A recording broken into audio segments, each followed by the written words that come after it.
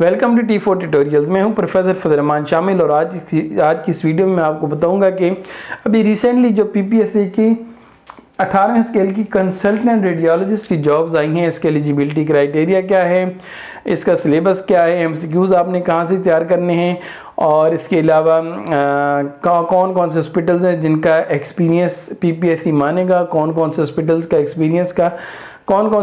Experience PPSC नहीं मानेगा। इसके अलावा कैसे अप्लाई करने, अप्लाई करते वक्त जो फ़ोटो अपलोड करने वगैरह की रिक्वायरमेंट होती हैं उसको फुलफ़िल करने के लिए फ़ोटो की सेटिंग कैसे करनी है, और इसके अलावा और भी ढेरों इन्फॉर्मेशन है जो इस वीडियो में आने जा रही है, तो आपने इस वीडियो को पूरा देखना है। तो जो है आपकी जो क्वालिफ़िकेशन होनी चाहिए MBBS होना चाहिए विद MD या फिर FCPS होना चाहिए विद द रेलिवेंट सब्जेक्ट और अदर इक्विवेलेंट क्वालिफ़िकेशन आपके पास होनी चाहिए, या फिर MBBS होना चाहिए with post graduate qualification like DMRD, या फिर MCPS होना चाहिए with the relevant subject and qualification, और साथ ही साथ आपके पास 2 साल का तजर्बा भी होना चाहिए। किन हॉस्पिटल्स का तजर्बा एक्सेप्टेबल है, पीपीएससी एक्सेप्ट करता है, उसकी पूरी लिस्ट मैंने वीडियो की डिस्क्रिप्शन में डाली है, उस लिस्ट को ज़रूर देखिएगा ताकि आपको पता चले कि पाकिस्तान में कौन कौन से हॉस्पिटल्स हैं जिनका एक्सपीरियंस पीपीएससी मानती है। अगर हम सर्टिफिकेट की बात करें तो आपका वैलिड परमानेंट रजिस्ट्रेशन सर्टिफिकेट होना चाहिए from the Pakistan medical and dental council से आपको मिला होना चाहिए, या फिर Pakistan medical commission showing post graduate qualification issued on और बिफोर क्लोजिंग डेट। तो चलें अब हम बात कर लेते हैं सिलेबस की। सिलेबस में अभी तक जो पीपीएससी ने सिलेबस अनाउंस नहीं किया कि इस जॉब के लिए कौन सा सिलेबस होगा, लेकिन कुछ ही दिनों बाद पीपीएससी की जो ऑफिशियल वेबसाइट है उस पर यकीनन सिलेबस आ जाएगा, क्योंकि जब ऐसी जॉब्स जिनका पीपीएससी ऐड के साथ सिलेबस अनाउंस नहीं करती तो कुछ दिनों बाद ऑफिशियल वेबसाइट पर सिलेबस आ जाता होता है। लेकिन इससे पहले जो मेडिकल ऑफिसर वगैरह का जो टेस्ट होता रहता है तो उसमें जो सिलेबस होता है वो ये सिलेबस है जो आपको मैं इस वीडियो में दिखा रहा हूँ। तो चांसेस यही हैं, 99% चांसेस यही हैं कि जो इस बार भी सिलेबस होगा वो यही होगा, तो आपने इसकी तैयारी कर लेनी है ताकि आपका ये जो टेस्ट है वो पास हो सके।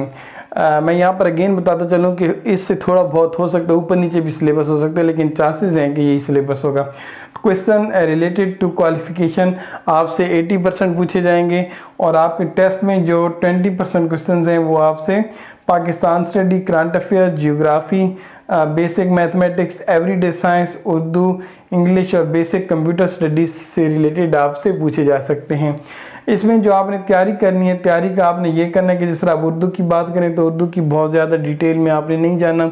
उर्दू के जो बेसिक कॉन्सेप्ट्स हैं, जो जिस तरह उर्दू के मुहावरे और इस तरह की चीज़ें हैं वो आपने तैयार करनी है, और जियोग्राफी में सिर्फ आपने पाकिस्तान की जो जियोग्राफी है उसको स्टडी कर लेना है। और इसके अलावा हम बात कर लेते हैं इंग्लिश में आपको सेंटेंस कंप्लीशन और ग्रामर और इस तरह की चीज़ें जो हैं वो सारी आपकी ठीक होनी चाहिए। तो ये हो गया सिलेबस।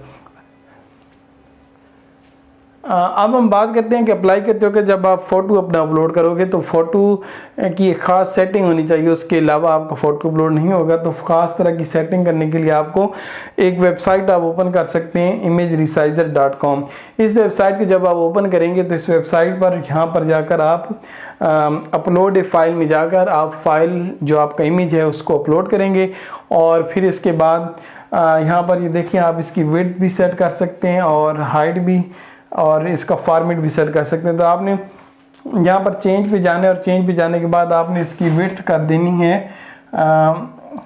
आपने विड्थ इसकी कर देनी है 3.5 सेंटीमीटर, और हाइट जो है वो कर देनी है 4.5 सेंटीमीटर, और फॉर्मेट आपने कर देना है JPG। और फिर इसके बाद आपने जो मैक्सिमम फाइल साइज़ रखना है वो 25 KB तक रखना है, और फिर इसके बाद डाउनलोड का ऑप्शन आएगा, डाउनलोड पे आपने क्लिक करना है और आप अपना इमेज डाउनलोड कर लेंगे, और फिर उस इमेज को आप अप्लाई करते वक्त अपलोड कर दीजिएगा। एक्सपीरियंस की अगर हम बात करें तो अगर आपका किसी गवर्नमेंट के हॉस्पिटल से या गवर्नमेंट के किसी इदारे से एक्सपीरियंस है तो वो बिल्कुल पीपीएससी उसे काउंट करता है। अगर आपका गवर्नमेंट के किसी इदारे से एक्सपीरियंस, मुतल्लिका एक्सपीरियंस नहीं है और आपका किसी प्राइवेट इदारे से एक्सपीरियंस है तो उसके लिए जो प्राइवेट हॉस्पिटल या प्राइवेट इदारा है उसको SECP यानी कि security exchange commission of Pakistan से रजिस्टर्ड होना चाहिए।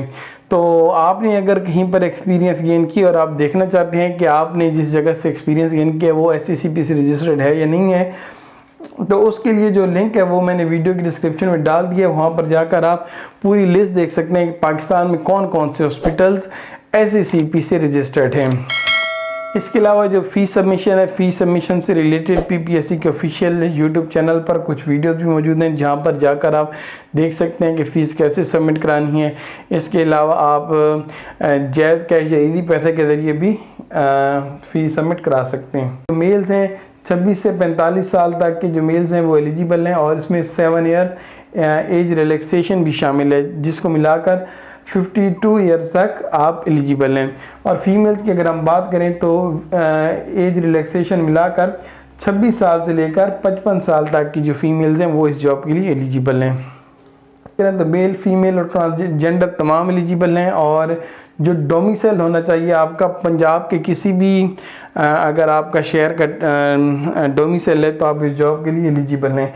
और प्लेस ऑफ पोस्टिंग जो है वो आपकी होगी नॉन टीचिंग DHQ या फिर THQ hospitals of the Punjab. आपने MCQs कहाँ से तैयार करने हैं? MCQs के लिए वीडियो की डिस्क्रिप्शन में मैंने लिंक डाला है जिसमें मैंने आपको हेल्थ केयर डिपार्टमेंट से रिलेटेड जितने भी MCQs हैं जो कि आपकी इस जॉब में हेल्प कर सकते हैं, मैंने पूरी कोशिश की है कि उससे रिलेटेड मैं कुछ MCQs डाल दूं जो कि माजी में पास पेपर्स में MCQs आते रहे, वो तमाम कलेक्ट करके डाल दिए गए हैं। तो आपने उन MCQs को ज़रूर तैयार करना है। इसके अलावा टेस्ट को पास करने के लिए आपने बुक्स भी ले लेनी है और आपका जो सिलेबस की बुक्स हैं उनको भी तैयार करना है। लेकिन जो इम्पोर्टेंट MCQs जो वेबसाइट पर t4tutorials.com पर डालेंगे वो भी आपने ज़रूर देखने हैं, क्योंकि वो इम्पोर्टेंट MCQs हैं जो PPSC माजी में भी पेपर्स में देता रहा है। तो अगर आप वो तैयार करेंगे तो चांसेस होंगे कि इम्पोर्टेंट MCQs आपने अगर तैयार कर लिए तो आपके पास होने के चांसेस बढ़ सकते हैं।